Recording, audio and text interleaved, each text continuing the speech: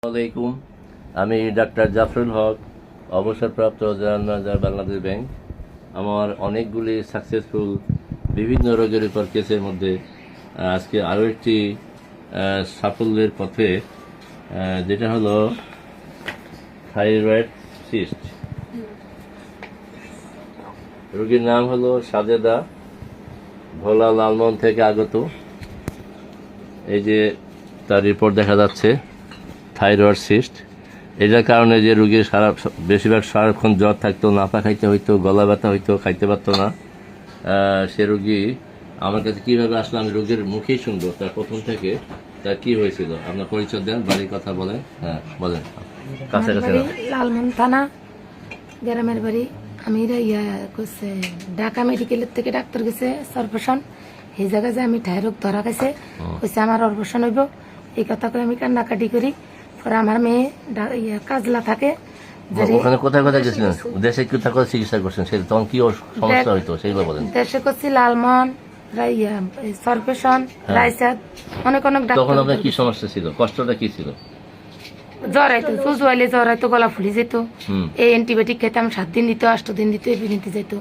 লালমোহন মানে 10-12 doctor fail. পরে যাই ঢাকা মেডিকেল থেকে এক ডাক্তার গেছে, কইছে আপনার গলা অপারেশন লাগবে।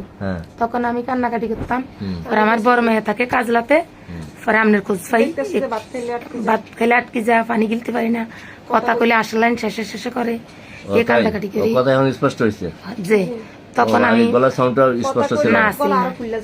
গলা ফুলি যাইতো, শুধু লোডলাইন যাইতো, আর আমি দম নিতে পারতাম না। তখন মাইয়া কমা হের বাবা থাকে বাইরে, এতে করতেছে অপারেশন করলে আমি মরে যাবো। টাকা যাক, অপারেশন যে ডাক্তার কইব এগুলো করবো না। তখন এতে বড় মায়ের এতে ভালো জানে, তো যারা যে আপনার কাছে আনছি কাজলাতে। আমি না এই 4 মাস ওষুধ খাই, কারণ আমার রোগন 4 ভাগের 1 ভাগও নাই। মানে এখন গলায় আটকে না, জ্বর আসে না? জ্বর আসে না, গলা আটকে না, আর 4 ভাগের 1 ভাগও হুলাটা নাই। মনে করেন আপনি তো কেছেন 2 বছর কাম অন্ত 4 মাসে পুরাটাই আল্লাহ মাফ করেন না। আমি ছিল এই যে তার এটা ছিল, এই জায়গাটা ছিল, এটা খোলা ছিল, দেখেন এই যে জায়গাটা অনেকটা খোলা ছিল, এখন প্রায় মিশে গেছে। আমার মনে হয় 5% থাকতে পারে, ম্যাক্সিমাম মিশে গেছে। এখন আর খোলাটা নাই, আর খাবার আটকে না। ধন্যবাদ মিসেস সাজেদা, ভোলা লালমোহন থেকে আগত। আপনারা জানলেন যে যার থাইরয়েডের কারণে যার জ্বর থাকতো এবং গলার এই জায়গাটা খুব খোলা ছিল, আল্লাহর অশেষ রহমতে সেটা এখন এই যে উনি আমার কাছে আসে হলো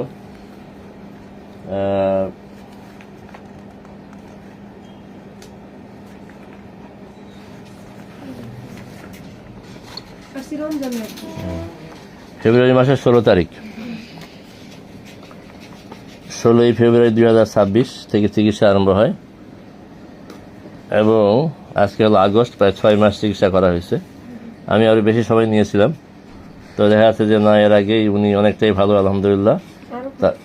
তার এখন জ্বর আসে না, গলায় খাবার আটকে না এবং কথাটা স্পষ্ট। আগে কথা বলতে গেলে গলা খেস করতো। এই যে থাইরয়েড সিস্ট, এই যে লেখা আছে, আর রিপোর্টেও লেখা আছে থাইরয়েড সিস্ট। তো তার পরীক্ষা করা নেই, কিন্তু বাস্তবে দেখা যাচ্ছে যে উনি সব দিক দিয়ে উন্নতি। যে থাইরয়েড সিস্ট, এই থাইরয়েড সিস্ট আল্ট্রাসাউন্ড রিপোর্ট। এই যে সাজেদা,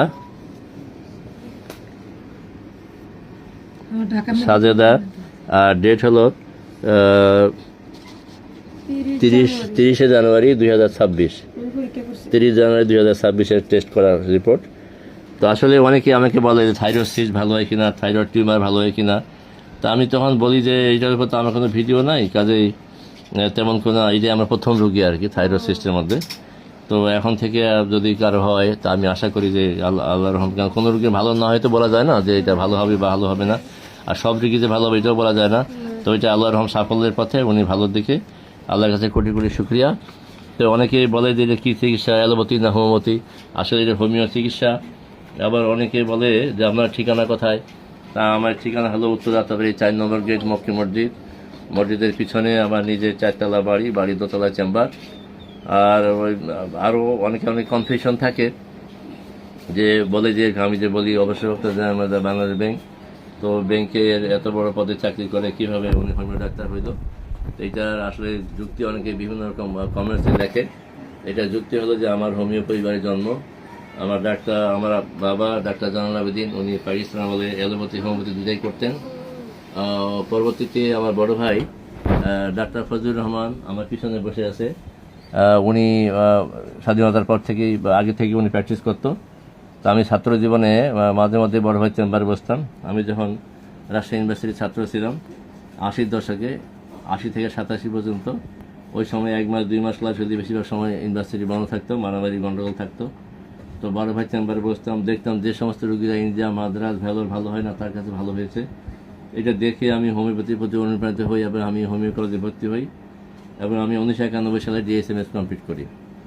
পরবর্তীতে আমি যখন হলে থাকতাম, হলে থাকা অবস্থায় আমার একটা প্রাইমারি বক্স থাকতো, নিজে খাইতাম, আশেপাশে বন্ধু বান্ধব রুমমেটকে দিতাম। কখনো ইউনিভার্সিটি মেডিকেলে যে কেন্দ্রীয় চিকিৎসা কেন্দ্র আছে, সেন্ট্রাল মেডিকেল যেটা বলা হয়, সেখানে যাওয়ার প্রয়োজন হইতো না। তো এইভাবে আমি নিজের শরীরও অ্যাপ্লাই করে দেখছি যে বেশ ভালো রেজাল্ট। এবং পরবর্তীতে আমি মাস্টার্স শেষ করার পরে আমি ইউএসসিতে একটা প্রজেক্টে জয়েন করি। সেটার কাজ ছিল বিভিন্ন হাসপাতাল ভিজিট করা, অডিট করা। তো এরকম আমি পটুয়াখালী, গলাচিপা, রঙ্গপালদি নামে একটা হাসপাতাল ভিজিট করতে যাই। তো হাসপাতালের ডাক্তার আমাকে থাকার জন্য রিকোয়েস্ট করে, আমি থাকি এবং সন্ধ্যার পরে নাস্তা খাওয়ার পর উনি বলে যে চলুন একটা রুগী আছে হাসপাতালে, দেখে আসি। দেখতে গেলাম, দেখি যে রুগীটা স্যালাইন দেওয়া, যা খায়। আমি লোককে জিজ্ঞাসা করলাম কী সমস্যা, বলছে উনি আর যা খায় তাই বমি করে, কোনো কিছু রাখতে পারে না, স্যালাইন দিয়ে রাখা হয়েছে। আমি বললাম যে হোমিওতে কোনো ওষুধ আছে, যদি আধা ঘন্টা যদি খাওয়া হয় তো আধা ঘন্টা 1 ঘন্টার মধ্যে রেজাল্ট আসতে পারে। বলছে আপনার কাছে আছে? বলে আমি বললাম হ্যাঁ আমার কাছে আছে। আমি যখন যেখানে যাই আমার একটা প্রাইমারি বক্স থাকে, আমি নিজের জন্য কোনো প্রয়োজন হলে আমি খাই। তো সেই ওষুধ সেখান থেকে কয়টা ডোজ দেওয়ার পরে সেই রুগীর বমি এবং বন্ধ হয়ে যায়, রুগী খেতে পারে। পরদিন সকালে রুগী আসে বলে স্যার আমার রুগীতে ভালো হয়ে গেছে। তো এই ঘটনার পরে আমার আরও হোমিওপ্যাথির প্রতি আরও আকর্ষণ গ্রহ করে, যে আসলে মিরাকল দেখলাম। তো এরপর আমি বললাম যে আপনার ভালো কোনো হোমিওপ্যাথি দেখেন, এই পরামর্শ দিয়ে আমি পরবর্তী উপজেলা বরগুনা বাউফল উপজেলা আমার পরে ভিজিট ছিল, অডিট ছিল, সেখানে যাই। এর পরবর্তীতে আমি কেয়ার ইন্টারন্যাশনালে যোগদান করি ওই চাকরির পরে। সেখানে চাকরি করার পরে আমি বাংলাদেশ ব্যাংকের রিটার্ন ভাইবা দিই। দেওয়ার পরে যখন আমি চিন্তা করলাম যদি আমার চাকরি হয়, আমার বাড়ি নর্থ বেঙ্গল, দিনাজপুর, এই কার্ডটা যাবে দিনাজপুর থেকে আবার যদি বরিশালে পাঠায় ততক্ষণ হয়তো সময় থাকবে না। তাই আমি HR এক ম্যাডাম ছিল, যার নাম ছিল নূর নাহার, ওনার গ্লাসের নিচে একটা খাম রেখে যায়, যদি চাকরি হয় তাহলে খামটা ছেড়ে দেবেন ম্যাডাম। তো উনি একদিন দেখলাম যে সেই বরিশালে 1989 সালে জুন মাসের 8 তারিখে একটা চিঠি পেলাম যে বাংলাদেশে আমার চাকরি হয়েছে। আমি ব্যাংকে জয়েন করলাম। জয়েন করার পর ওই নূর নাহার আপা বললো যে আমার 2টা সমস্যা। উনি জানলো যে আমি হোমিওর সঙ্গে জড়িত, যে একটা হলো আমার ঠান্ডার সমস্যা, ঠান্ডা ভালো হয় না, 12 মাস ঠান্ডা থেকে, আর হলো একটা বাচ্চা আছে আর বাচ্চা হচ্ছে না। তো উনাকে ওষুধ দিলাম, পরে উনি সফল হইল। এরপর পুরো ব্যাংক ছড়াই গেল যে ব্যাংকে একজন ডাক্তার আছে। যারা ব্যাংকে চাকরি করে তাদের অনেকগুলো সুবিধা থাকে, হুন্ডা লোন, গাড়ির লোন, বাড়ির লোন। এরকম হুন্ডা লোনের সময় আমি যে অফিসারের কাছে গেছি, অনেক ভিড়, আমি পাত্তা পাচ্ছি না। একদিন থেকে সেই অফিসার আমাকে ফোন দিয়েছে যে আজকে যদি আমার সাথে কথা না বলি তার রান্না বাড়া বন্ধ। কী সমস্যা? বলছে আমি বিয়ে করছি, আইডি কার্ডে থাকি ব্যাংক কোয়ার্টারে, ওখানে আপনার কথা শুনছে যে অনেকের বার আপনার ওষুধ খেয়ে বাচ্চা হয়েছে, তো আমার তো হচ্ছে না, প্রতিদিন বলে আমি ভুলে যাই। তা আজকে আমাকে লাস্ট আলটিমেটাম দিচ্ছে যে কথা না বললে রান্না বাড়া বন্ধ করে দেবে। যাই হোক, ওনাকে ওষুধ দিলাম, উনি সফল হইল। এইভাবে আমি ব্যাংকে চাকরি করতেছি, আর আমার অফিসের কলিগদের মধ্যে কারো কিছু ওষুধ দিতাম আর কাজ হইতো, এইভাবে চলে আসতেছে। পরবর্তীতে আমি 2022 সালের 1 এপ্রিলে জেনারেল ম্যানেজার অবসরে যাই। তো আমার ওই সময় আমার একটা ক্ষোভ ছিল যে আমার আপন চাচাতো ভাই, যার নাম ছিল কালাম, যে কিডনি রোগে মারা যায়, তাকেও আমি ওই সময় ওষুধ দিয়েছিলাম, কিন্তু তাকে সুস্থ করতে পারি নাই। এটা আমার মনের মধ্যে ক্ষোভ ছিল। এবং আমি পরবর্তীতে পড়াশোনা অনেক সুযোগ পাই, মানে কিডনির উপরে অনেক পড়াশোনা করার পরে এখন দেখা যাচ্ছে যে বেশিরভাগ কিডনি রোগী আমার এখানে ওষুধ খেয়ে ভালো হচ্ছে, 6 থেকে নর্মাল হওয়ার রেকর্ড আছে। ডায়ালিসিস করার ডায়ালিসিস লাগে না। যেমন আমার একটা ইউটিউব চ্যানেল আছে, যার নাম হলো ডাক্তার জাফরুল হক, যেখানে এমনও আছে যে ক্যান্সার হয়েছে, 6টা কেমো নেওয়ার পরে রুগী শয্যাশায়ী, সে রুগী এখন কেমো লাগে না, রুগী সুস্থ আছে, ভালো আছে। তো এভাবে আমার বেশ কিছু উল্লেখযোগ্য কথা আমি আমার চ্যানেলের কথা বলি। যেমন ক্যান্সারের উপরে 137 নম্বর ভিডিও আছে, এসোফেগাল ক্যান্সারের উপরে 182 নম্বর ভিডিওতে ক্যান্সারের উপর ভিডিও দেওয়া আছে। আর আজকে শুধু এই যে থাইরয়েড সিস্টেমের উপর কোনো ভিডিও আছে না, এটা নতুন হইল। এরপরে আছে কিডনি, যেটা 146 এবং 47 নম্বর, কিডনির ডায়ালিসিস করার ডায়ালিসিস লাগে না। 131 নম্বরে আছে বন্ধাত্ম, বাচ্চা হয় না এইভাবে, যাদের টিউমার, সিস্ট অথবা কোনো সমস্যা নেই, বাচ্চা হয় না বা হলে অ্যাবর্শন হয়ে যায়, এরকম একসঙ্গে বেশ কয়েকটা কেস আছে 131 নম্বর ভিডিওতে। তারপর হলো ব্রেন সিস্ট, যেটা 121 নম্বর ভিডিওর মধ্যে আছে, যার নাম হলো রেহানা, বাড়ি হলো বরিশাল বানারীপাড়া, যার মাথায় বমি হইতো এবং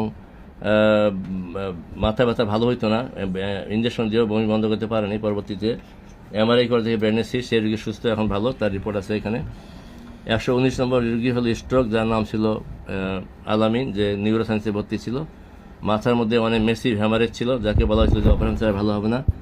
সে রোগীর ভাই হলো এক মসজিদের ইমাম, তার মাধ্যমে আমার খবর পায় এবং ওষুধ খাওয়ার পরে আমি শুধু ওষুধ দিয়েছিলাম যে ভালো হইলো না, যে অপারেশন করবে। 1 মাস পরে দেখি সেই আলামিন আমার চেম্বারে আসছে, যে আমি আলামিন, আমার বাড়ি হলো ব্রাহ্মণবাড়িয়া কসবা, আমার অপারেশন লাগে, আমি সুস্থ হয়ে গেছি। সেই আলামিন এখন আলহামদুলিল্লাহ সে এখন সৌদি আরবে আবার প্রবাস জীবন যাপন করতেছে। 130 নম্বর ভিডিওতে আছে লিভার সিরোসিস, যার নাম ছিল ডাক্তার সুবাহান, বাড়ি হলো বরগুনা বেতাগি, যাকে বলা হয়েছিল যে উনি মারা যাবে বলে সিদ্ধান্ত নেওয়া হয়েছিল, যে কোথায় কবর দেবে সে নির্ধারণ করা হয়েছিল, পুরো শরীর ফুলে গেছিল, পেটে পানি এসে গেছিল, সেই রোগী এখন সুস্থ ভালো, উনি সুস্থ হয়ে আমার চেম্বারে এসে ভিডিও করেছে, সেটা ভিডিওটা আছে 130 নম্বরে। এভাবে অনেক ভিডিও আছে, আমার মোট 182টা সাকসেসফুল ভিডিও আছে। তো আমি আর ভিডিও লম্বা না করে আমার মুরব্বী, আমার ওস্তাদ, আমার বড় ভাই ডাক্তার ফজলুর রহমান পিছনে বসে আছে, তার সুস্বাস্থ্য কামনা নিয়ে হায়াত কামনা করি এবং আমার জন্য দোয়া সুস্থতা কামনা করে, সমস্ত অসহায় মানুষের সুস্থতা কামনা করে আমি এখানে শেষ করছি। আসসালামু আলাইকুম ওয়া রাহমাতুল্লাহি ওয়া বারাকাতুহু।